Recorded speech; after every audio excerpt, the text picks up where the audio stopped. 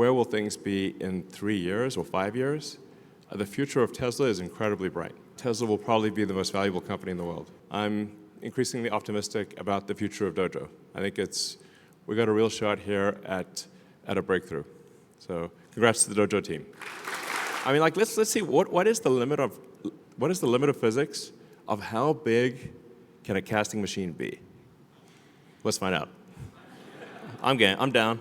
Yeah, I mean, I'd actually love to make airplanes, especially. I've actually thought about aircraft designs for a long time, and I think there's an interesting opportunity to make like an electric supersonic VTOL jet. We do have the ingredients for it. Like my prediction is that on this front is that Optimus will be the biggest product of all time by far. Nothing will even be close. I think it'll be 10 times bigger than the next biggest product ever made. Like that level. So, I mean, I think we'll be making tens of millions of robots a year type of thing. It's like serious volume.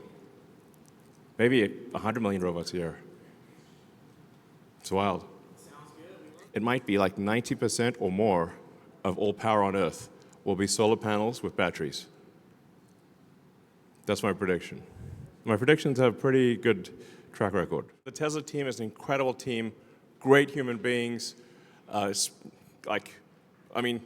some of the finest people in the world work at Tesla, designing and manufacturing our incredible products. So my thanks to you for everything you're doing. Well done.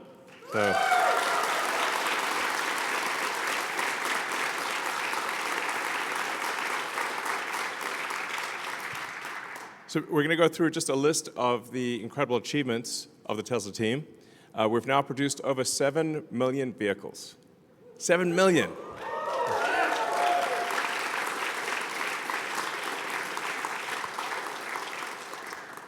In our first year of production, we produced just over 20 vehicles.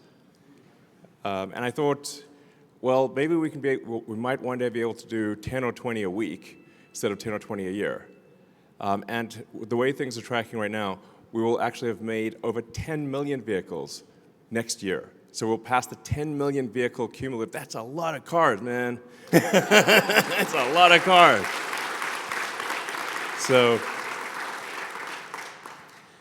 it's really, and it's incredibly difficult, as you know, to design, to build, to manage the supply chain with thousands of suppliers, make sure everything arrives. You've got tens of thousands of parts, make sure everything works, then build the car, service the car, and it's really difficult. I mean, frankly, car business is a tough business. And you know, there are times when there are rocky moments, like things are like a little bit of stormy weather. But what I'm here to tell you is that the future is incredibly bright and exciting. And we're going to do things that no one, I think, has even dreamed of. You know, we've said we're going to do it, but I think until we actually do it, people won't believe just how incredible it is. So I'm going to go through all of the things that we're accomplishing here. So once again, thank you very much.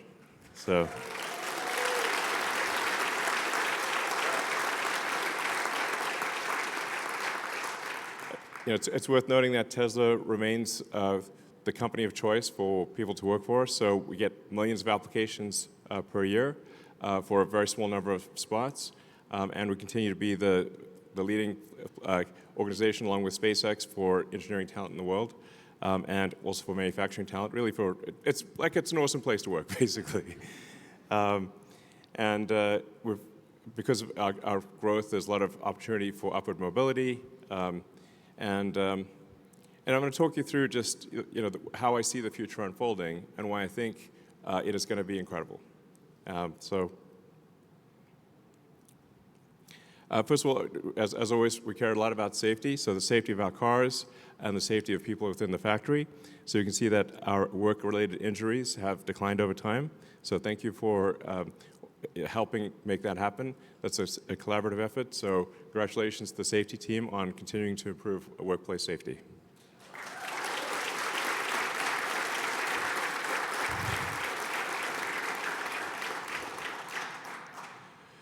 So one of the things that may seem like how do you pull it all together is where does AI and robots fit in this sort of sustainable energy picture?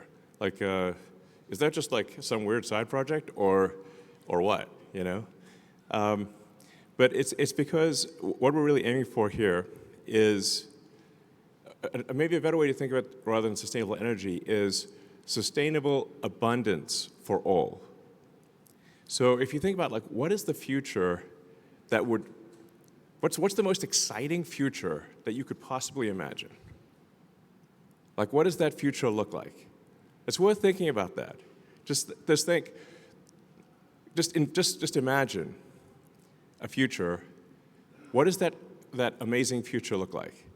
How about a future where you can have any good or service you want at will? A future of abundance for all, where really anyone can have anything. It sounds impossible. It sounds like surely such a thing cannot be the case. But what I'm here to tell you is that that will indeed be the case. That the future we're headed for is one where you can literally just have anything you want. Like, if there's a good or service you want, you'll be able to have it, and ultimately, everyone in the world will be able to have anything they want. What's key to that is robotics and AI. So once you have self-driving cars and you have autonomous humanoid robots, where everyone can have their own personal C-3PO and R2-D2, but even better than that, that's Optimus. You can imagine like your own personal robot buddy that is a great friend, but also takes care of your house. We'll clean your house, we'll mow the lawn, we'll walk the dog, we'll teach your kids, we'll babysit, and we'll also enable the production of goods and services basically with no limit. And when you combine that with sustainable energy from the sun and batteries, we can also, at the same time, also maintain a great environment. So that, I think, is the future that we want. A future where nobody's in need. You can have what you want, and we still have nature. We still have, the beautiful parts of nature that we like. I think that's probably the best future. What other future would you want? I think that's like the cool future. And also space travel, let's not forget that. So if you can have basically anything you want and travel to space and go to Mars, and that's about as good as it gets. It's like, that's it. So that's really what we're trying to do is take the set of actions most likely to lead to a great future for all. So that's what I mean by sustainable abundance. The combination of things that we're making with Optimus and AI compute will achieve an age of abundance for all. Like actually. So it's going to be pretty great. And Model Y became the best-selling vehicle in the world. It's, FYI, we do make the best,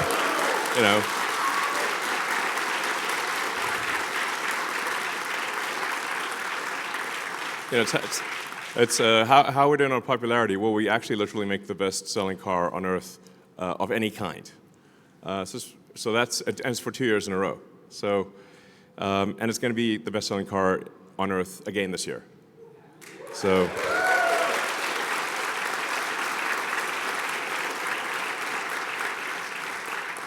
The Cybertruck became the best-selling electric vehicle pickup instantly, because it's awesome.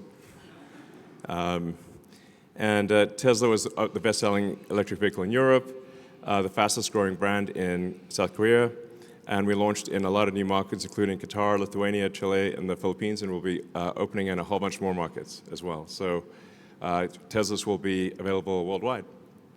So overall, it's good. If you read the news, it feels like Armageddon.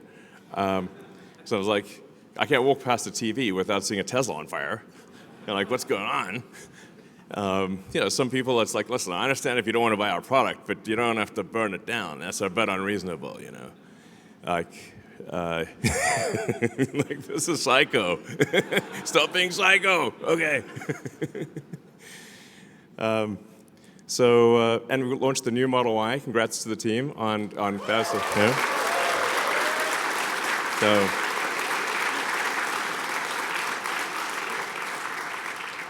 That's obviously very tough because we've got factories all across the world, and we've got to change over a supply chain on basically three supply chains on 3 continents. I think you did an amazing job of switching over the world's best-selling car globally in a very short period of time. Well done, guys.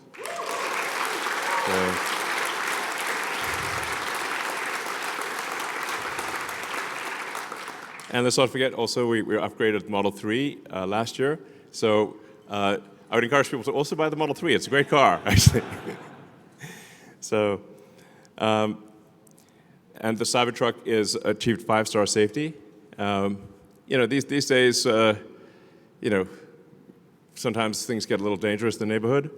The Cybertruck, being bulletproof and all, can come in handy. But apart from being bulletproof, it's also very safe in a crash. We're also building the Tesla Semi factory. This is a vehicle that some people said was impossible to build, that it defied physics. Well, not only does it not defy physics, we're going to be making a lot of them. So we're going to make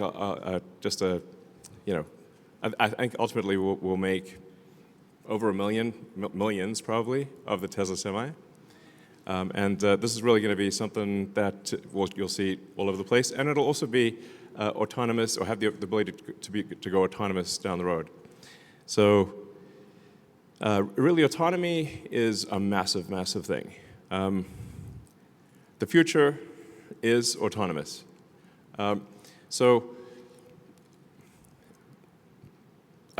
always sort of think, like, what will the future look like in 5 years, or 10 years, 20 years? And 5 years from now, autonomous cars are going to be everywhere. Primarily going to be Teslas, by the way. But autonomous Teslas will be everywhere. I think in 5 years, probably we'll have regulatory approval, I think, globally. So you'll have autonomous Teslas on every continent, taking people on trips, and almost the entire fleet, which will pass 10 million vehicles next year, is capable of full autonomy. So even without the Cybercab, we still actually have a gigantic fleet that is capable of being autonomous. And the thing about being an autonomous car is that it can be used much more than a car that is not autonomous. A typical passenger vehicle car will be used about 10 hours a week. So people might use it for an hour and a half a day on average for 7 days, which is about 10 hours a week. But there are 168 hours in a week. So if you have a car that's a robot car that can drive autonomously, it can now be used potentially for 80, maybe 100 hours in a week. So you could have a car that has 10 times the usefulness of a non-autonomous car, but it still costs the same. In fact, the fleets are already built. So the software update just enables that capability. Overnight, you have an increase in usefulness of 10 million cars that suddenly become like 50 million cars, or maybe 80 or 100 million cars of usefulness overnight. That's a profound thing. Like, nothing like that has ever happened before. There's never been something where a software update increased the value of a gigantic asset base by a factor of like 500 to 1,000%. So it's very difficult for people in the stock market, especially those that look in the rearview mirror, which is most people, to imagine a future where suddenly a 10 million vehicle fleet has 5 to 10 times the usefulness. it's so profound, and there's no comparison with anything in the past that they just can't, it does not compute. But it will compute in the future. And some people like Kathy Wood at ARK Invest do see the future. So what I'm saying is hang on to your stock. So.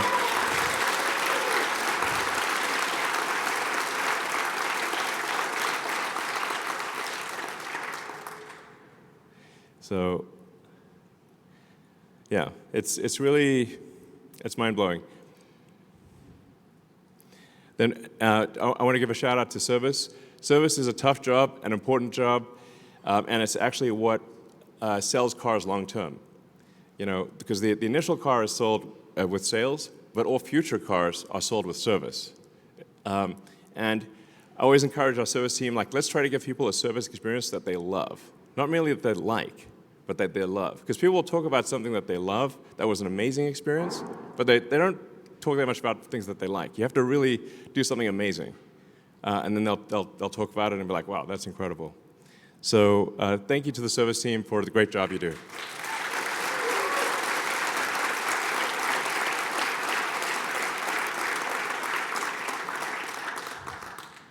And I mean, you can see sort of, I like this sort of light map of superchargers.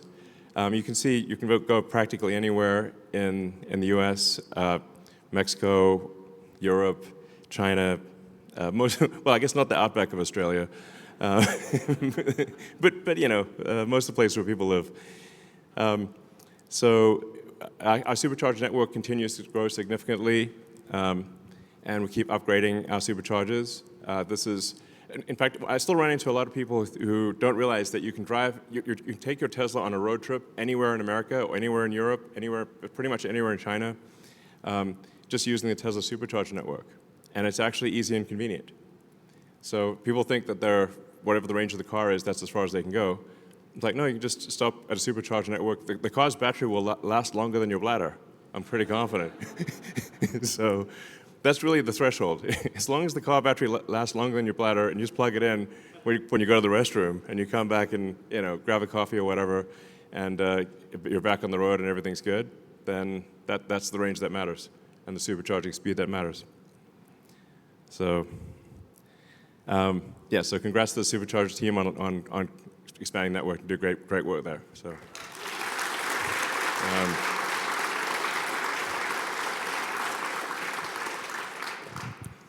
And then, the Megapack and Powerwall team are really knocking it out of the park. The demand for stationary battery storage is gigantic, and I think that is actually only going to increase dramatically over time.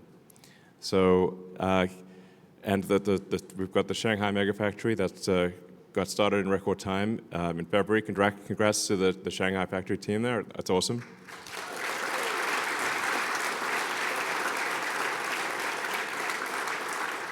And the Powerwall 3 is, it usually takes about 3 major technology iterations for a product to be great.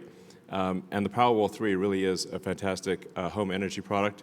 And it's something that if you want to ensure that your home has uninterrupted power during a power outage, the Powerwall 3 is the way to go. If you combine that with solar, you can basically be off-grid, which is pretty cool. But I think just having energy insurance, or energy assurance, such that if the utility goes down, you don't even notice. Like the lights are on in your house, and your neighbors will come to you for help, basically. That's actually what happens when somebody has a Tesla Powerwall and there's a power outage. So that's a great product. And then, yeah, Megapack, especially at the utility scale, is the opportunity there is gigantic because it enables a utility grid to dramatically increase the output of electricity because you can generate electricity at night, and then Megapack can provide that electricity during the day because normal electricity demand is very uneven. There's a lot of electricity usage during the day, but limited at night. So Megapack actually has the potential to increase the output of an existing electricity grid by more than double. So you can actually, without building additional power plants, double the total output of energy in a year. So it's quite a profound thing. Yeah, so Megapack is is also really good at stabilizing the grid. So if there's variations in power in the grid, the Megapack can absorb. If there's a big power spike, and it can absorb and store the power, and then if there's a drop in power, it can fill in the gap. So Megapack is excellent for stabilizing the grid, and obviously it matches very well with wind and solar. In fact, satellites are just solar panels and a battery. That's how all satellites work. With the Starlink satellite network, there's 7,000 satellites orbiting the Earth, and all they use is solar panels and a battery. And my prediction is, long term, a majority of power on Earth. In fact, eventually, it might be like 90% or more of all power on Earth will be solar panels with batteries. That's my prediction. My predictions have a pretty good track record.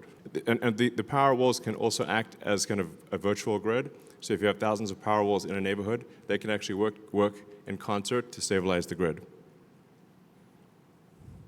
The V4 Supercharger is pretty cool. It enables charging at 500 kilowatts, and the Semi can charge at 1.2 megawatts. So it's smaller and lighter. It's a big improvement overall. And we're rolling this out worldwide. So it will increase charging speeds and just enable you to get your car charged really fast. So. And then with regard to cell manufacturing, we're at this point, we think we're making the most efficient cell in the world, meaning like the lowest cost per kilowatt hour cell. So, which is really pretty good. Like, there are entire companies that all they do is make lithium-ion battery cells. And for us, that's one of many things that we do. So congratulations to the cell team on making the best cell.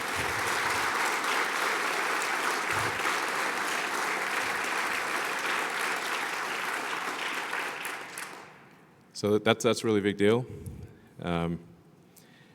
And then we're also investing in the whole battery supply chain. So we have cathode production, we have lithium refining, and then more.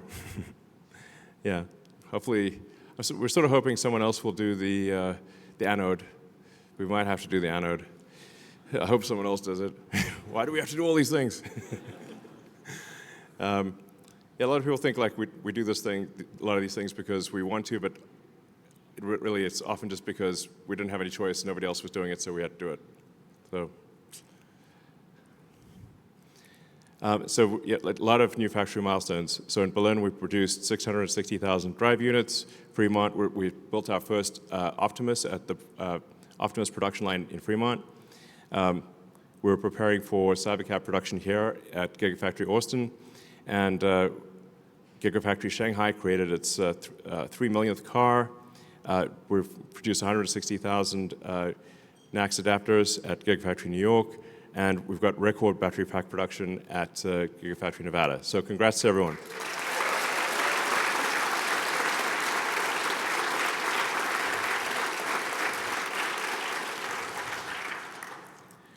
We also, just behind us, on the south side of the building, we have the Tesla, we call Cortex-1.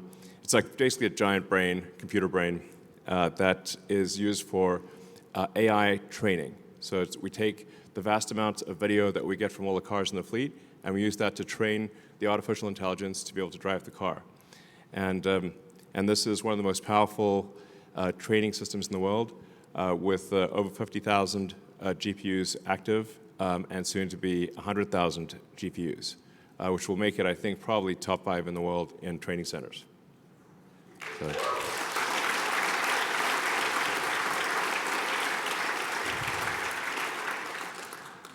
We're also continuing to make progress on our DOJO training supercomputer. So we've got DOJO 1 active now in Gigafactory New York and in Palo Alto. And it is actively working. It's actually taking load on, it's doing a meaningful percentage, well, I guess 5% or whatever. But it's still something. 5, maybe approaching 10% of the training load of the self-driving AI is being done by DOJO. And then we've got DOJO 2 that's coming down the line. That'll be probably 10 times better than DOJO 1. And so it's sort of exciting. We're making good progress with DOJO. I'm increasingly optimistic about the future of DOJO. I think we got a real shot here at a breakthrough. So congrats to the DOJO team.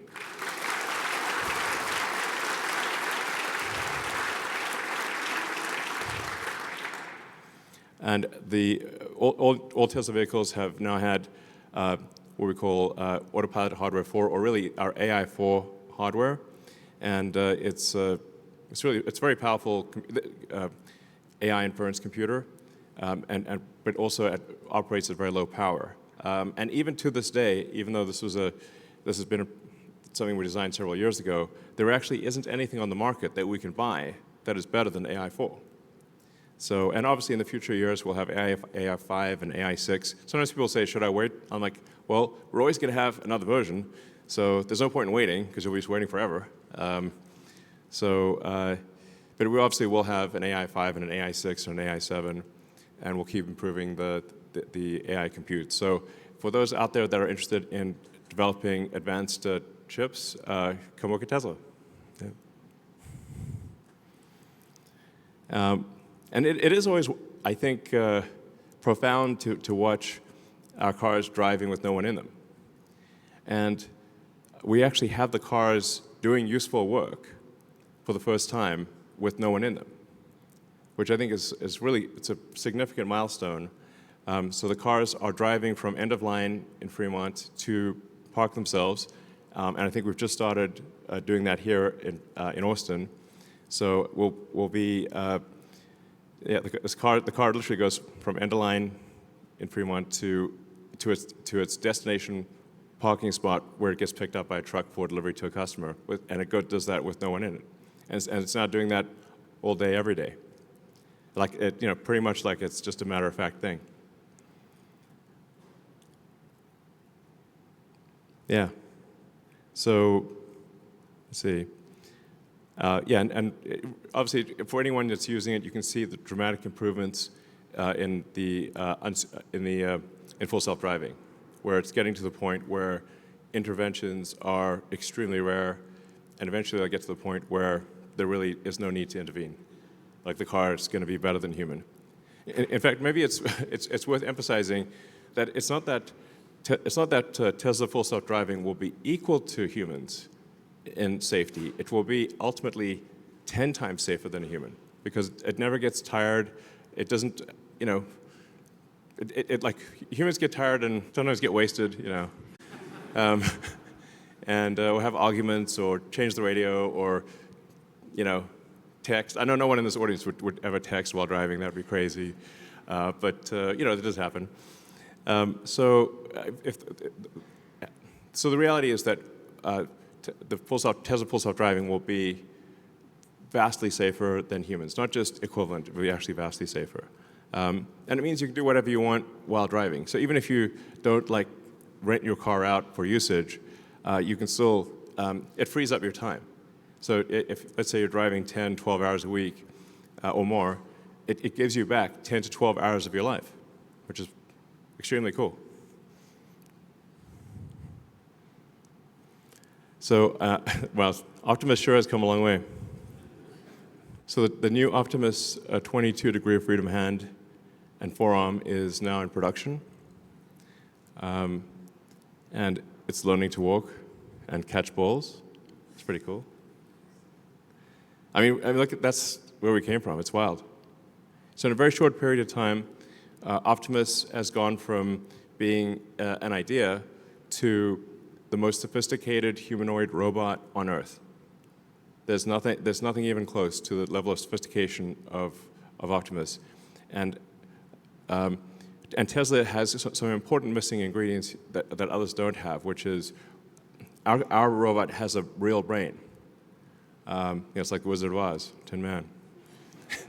Was that a heart or a brain? One of the two. It's got the real-world AI. So Tesla's the leader in real-world AI. What we learned in the car, we translate to the Optimus robot. And we also take our expertise in electric motors, in batteries, power electronics, structural design. And then another major important thing is that we're very good at manufacturing. So in order for robots to be useful, they have to be intelligent. They have to be able to do useful things just by asking, and you have to be able to make a large number of them at an affordable price. This is what we can do. We have the only company with all the ingredients for making intelligent humanoid robots at scale is Tesla. This is a super big deal. Like my prediction is that on this front is that Optimus will be the biggest product of all time by far. Nothing will even be close. I think it'll be 10 times bigger than the next biggest product ever made. Like that level. So.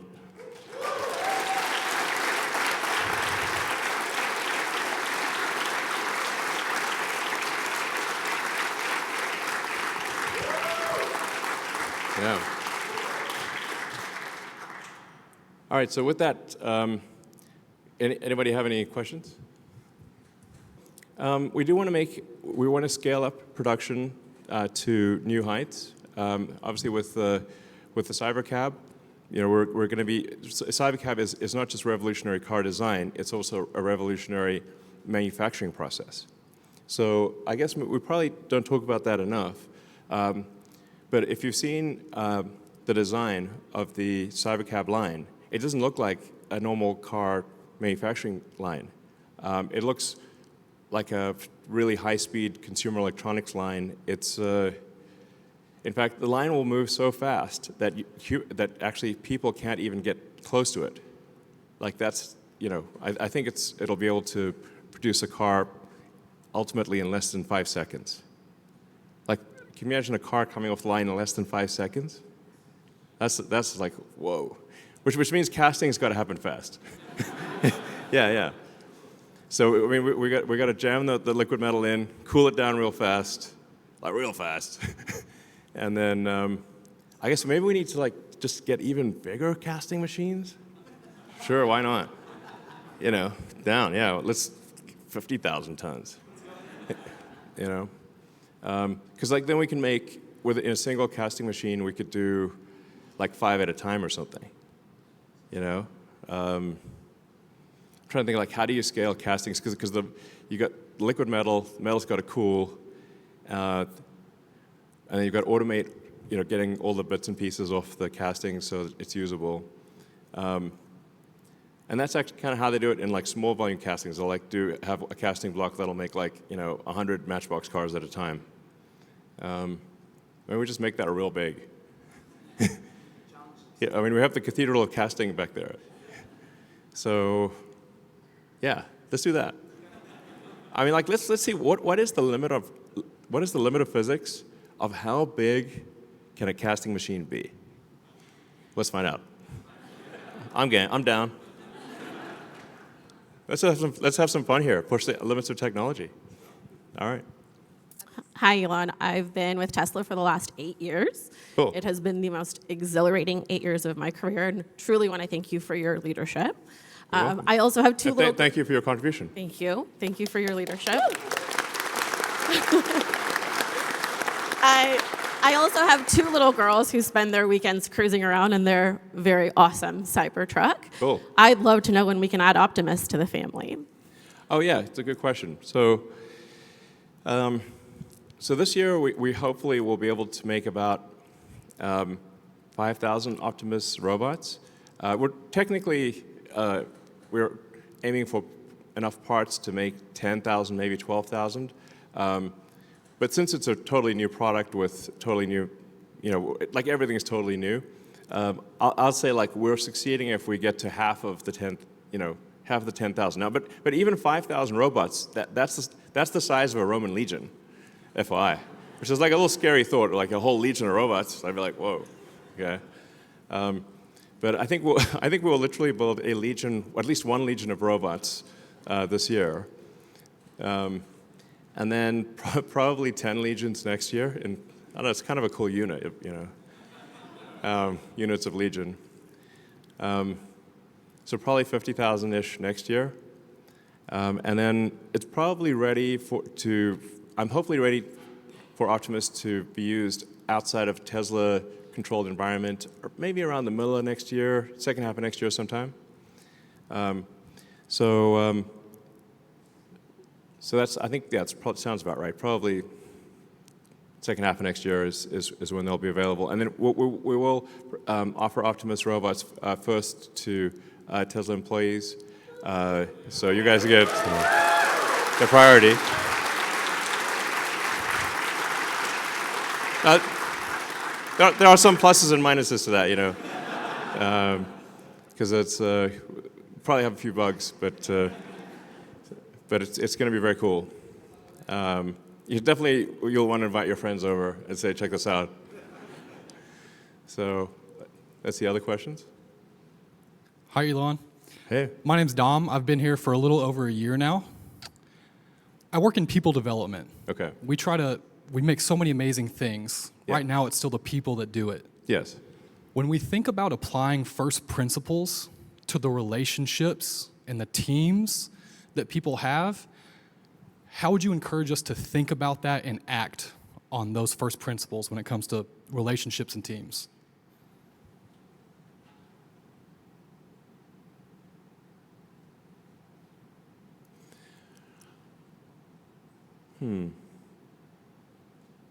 Well, I think there are actually quite a few things I've written over the years that it would be good to compile into like a, I don't know, booklet or something.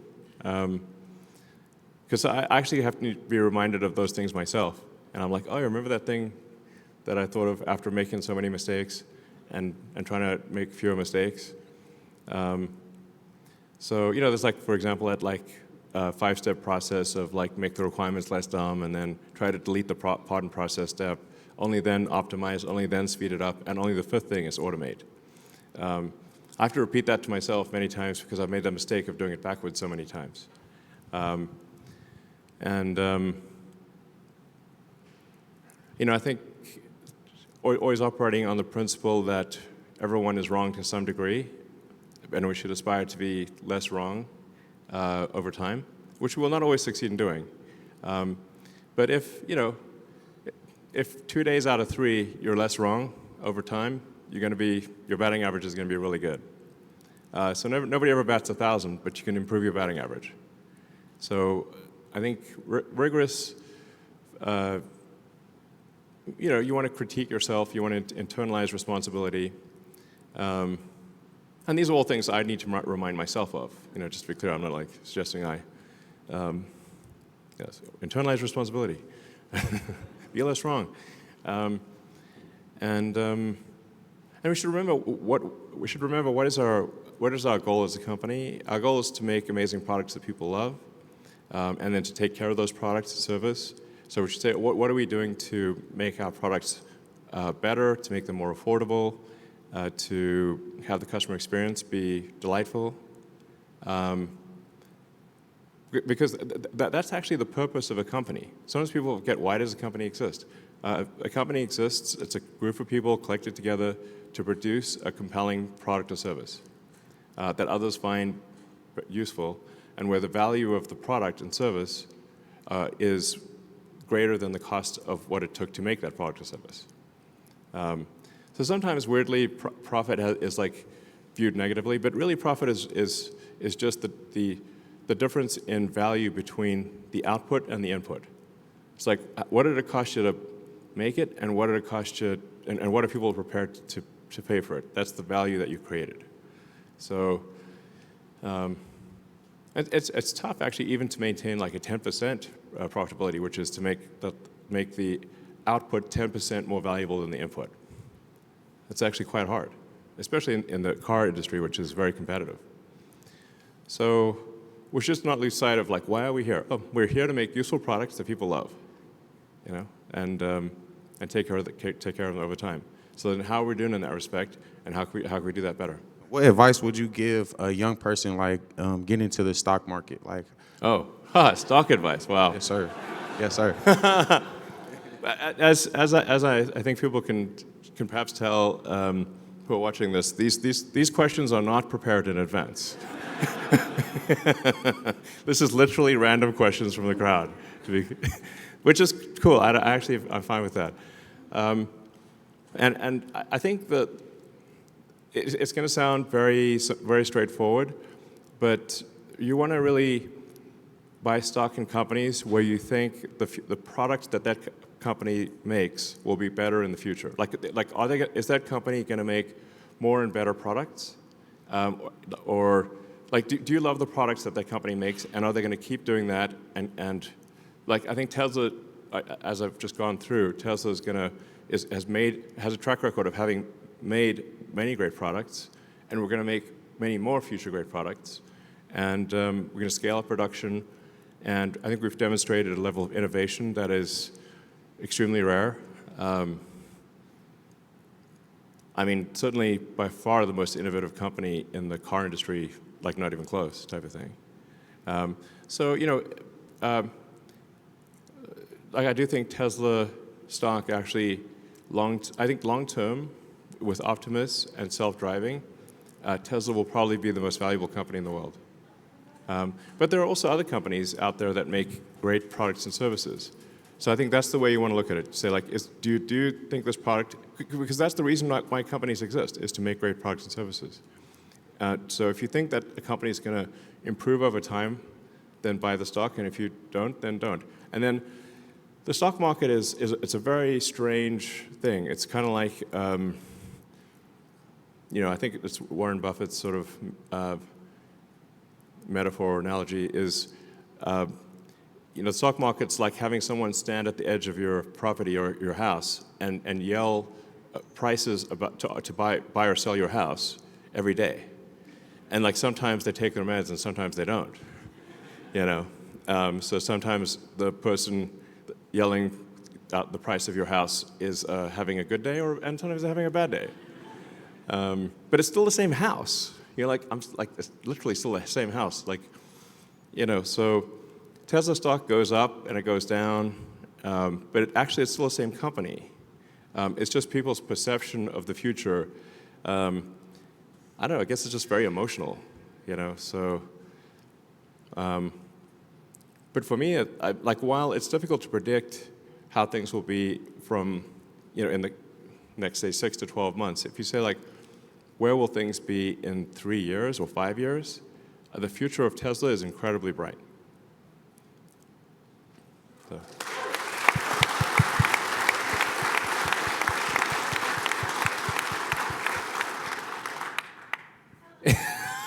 You say, will the robot take your job, or what? That's a fair question.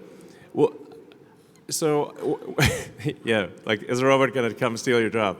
A reasonable question. I think what we'll find with the robots is that there'll be a ratio of people to robots. So you'll effectively end up having managing a group of robots. So you'll have basically, I don't know, your flock or your little group of robots that you take care of and you tell them what to do. And I don't know, you'll have a little pack of robots, basically. Yeah, you're promoted to manager. One way to think of it.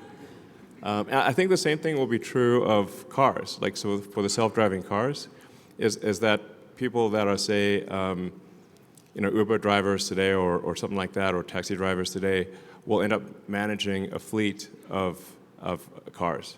And that'll be a much more effective use of their time. Just taking care of 10, 20 cars or however many they can take care of. So, yeah. Hello, my name is Adrian. Hey. You said that your companies are made to make products people love. Yeah. Have you ever thought of airplanes or trains? Yeah, I mean, I'd actually love to make airplanes, especially, but stretched pretty thin. So I have 17 jobs. At this point, I just go to sleep, work, go to sleep, work, and then do that 7 days a week, pretty much. People say, like, where do you go on vacation? I'm like, what's that? You know. But I guess I like being productive. I like getting things done. So I guess I could choose to be like on an island somewhere sipping a Mai Tai, you know, with attractive people in bikinis and stuff. Wait, why am I not doing that? What? What a fool I've been. So, yeah, I've actually thought about aircraft designs for a long time, and I think there's an interesting opportunity to make like an electric supersonic VTOL jet. You know, the VTOL is like cherry on the cake, but certainly long-range, fast electric airplane would be very cool. You know, maybe at some point we'll do that. Yeah, that'd be kind of fun. We do have the ingredients for it, so. And then there is the potential for, again, we're like thinking like pretty far into the future here, of not a conventional train, but that sort of hyperloop, essentially vacuum tunnels, like tunnels where you draw a vacuum, so there's no air resistance, and you have very high-speed, autonomous electric pods in a vacuum tube, a vacuum tunnel. That would allow you to go from city center to city center much faster than any airplane could possibly go. Because going into an underground vacuum tunnel would it'd be like teleporting to super high altitude, effectively, which no plane could do, and then it could deliver you right to the center of a city. And that, I don't know, maybe that's some future collaboration with the Boring Company and Tesla. I got a million ideas. The ideas are, I had more ideas than I know what to do with. Ideas are kind of the easy part. Execution is the hard part. As they say, it's 1% inspiration, 99% perspiration. Work in manufacturing engineering. Since 2018, I've done a bunch of different things here, kind of like energy products, Model 3, Model Y, cyber, and now we're looking forward to Optimus, maybe the biggest product ever. Yeah, it will be. And I think about the mission statement of the company, and it's evolved. It used to be a sustainable transportation, then sustainable energy. Is it going to evolve again? Are we going to reformulate that officially to kind of explain to the world better about how Optimus and AI folds into the rest of the fabric of the company? Yeah, I mean, I touched on this briefly earlier, but you're right that I think we do need to articulate it more prominently and maybe more often, because it's really about sustainable abundance. You know, can we have a future of abundance for all that is also sustainable and compatible with nature? So we're not destroying nature, but you also get abundance for everyone on Earth. Sounds like the best possible future. That's what we're trying to do. Yeah.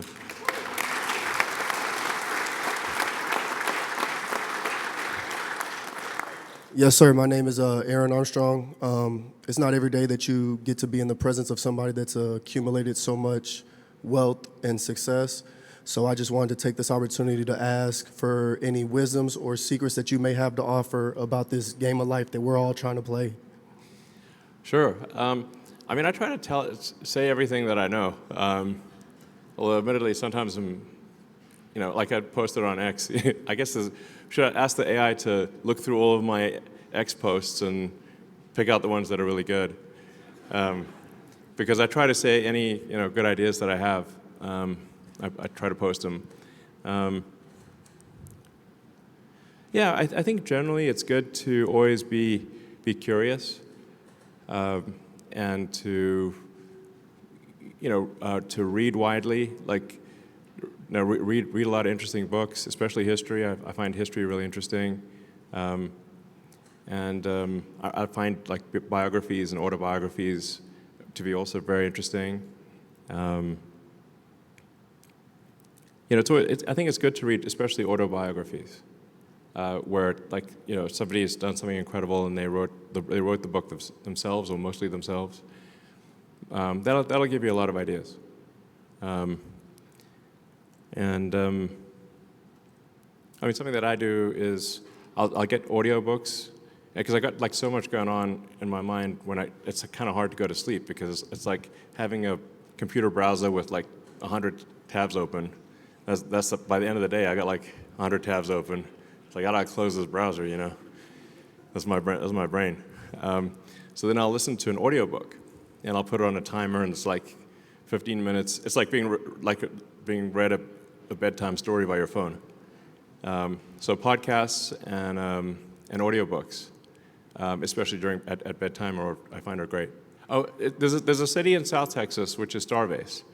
So it's a city for, cities maybe makes it sound bigger than it is, but it's a really a small town plus a giant rocket factory. That's Starbase. And it's in South Texas and Starbase, Texas, right by the Rio Grande.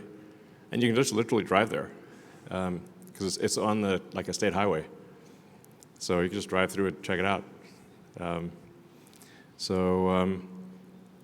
I do own a piece of property that's just across the river.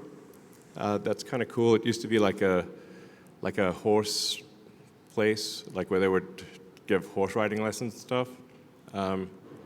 And at some point, I think it would be cool I want to do like this gigantic art project there that's like looks like an alien planet, like right across the river. But like that people could visit, you know. So then I might like live there occasionally, but really it's a place to, like, I don't know, to envision sort of an alien planet art project across the river. It'd be kind of cool. Do we foresee Tesla making a product that helps how we spend money? Well, I think the AI is going to help us spend money better. It's kind of amazing, what AI can do these days. I don't know if anyone here has used Grok, but it's pretty cool. Grok Voice can be really pretty great too. I should try Grok Unhinged. It's guaranteed to be entertaining at a party. I 1,000% promise you, if you try Grok Voice Unhinged at a party, it's going to be a big hit. So, but you can also ask it any questions. So, like, if you want to ask questions about life advice or things or anything, like you can really ask, you can ask it about cryptocurrency if you want. You can ask it about medical advice. You can ask it's very good, and it's getting better. So, I think more try using Grok. It's really pretty cool. We're in phase 3 of the master plan, since master plan 1 and 2 have been completed. Now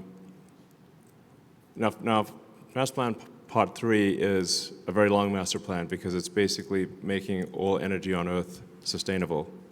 And I actually need to supplement it with the sort of abundance for all.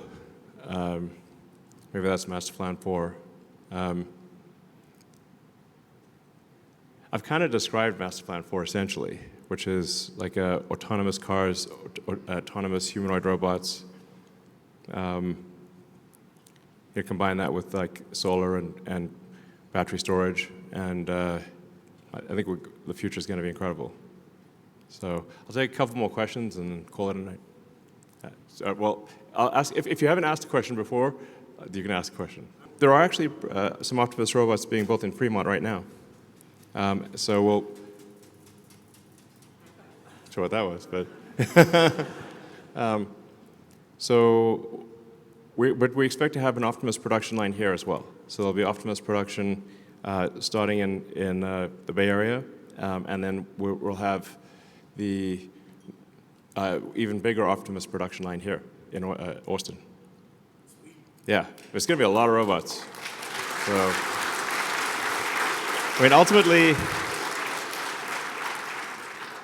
I mean, I think we'll be making tens of millions of robots a year type of thing. It's like serious volume. Maybe 100 million robots a year. It's wild. Sounds good. Yes, I mean, obviously utopia could be dystopia. So we have to, like, usually any story about utopia ends up being dystopia. We want to avoid that, but nonetheless, I think if you say what's the best future you can think of, I think a future of sustainable abundance plus space travel, that's pretty great. Yeah.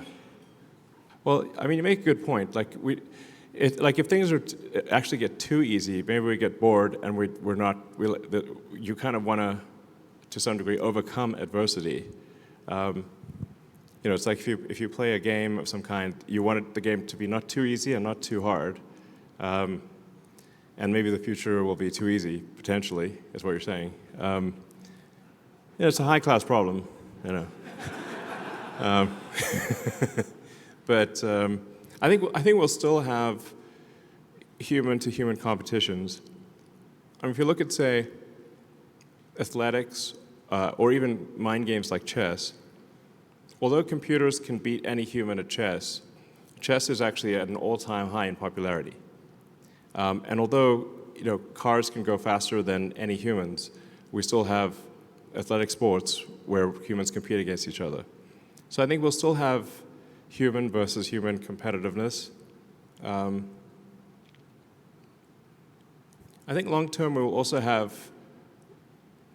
enhancement of humans, or optionally, if somebody wants to enhance, have cybernetic enhancements, like with Neuralink. If you want to go cybernetic and, I don't know, maybe have super intelligence and be able to see, in different wavelengths, we could absolutely provide superhuman abilities via Neuralink in the future. So one thing's for sure, the future is going to be very interesting. In fact, I think generally I find that the most interesting outcome is the most likely. Or said another way, maybe the most entertaining outcome, especially if ironic, is the most likely. It's almost like we're in an alien Netflix series that's trying to have the highest possible ratings. And if you think about it, that's kind of what happens. Which it doesn't mean it's always good. Because to your point, if you wouldn't really want to watch a show where things are great and stay great. I'm like, oh, that's boring. You want to watch a show where there's a narrative arc where things go up and they go down, they go back up again, and you don't know exactly what's going to happen next.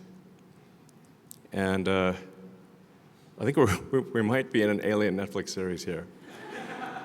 So we're just going to keep the ratings up so we don't get canceled. All right, thank you guys.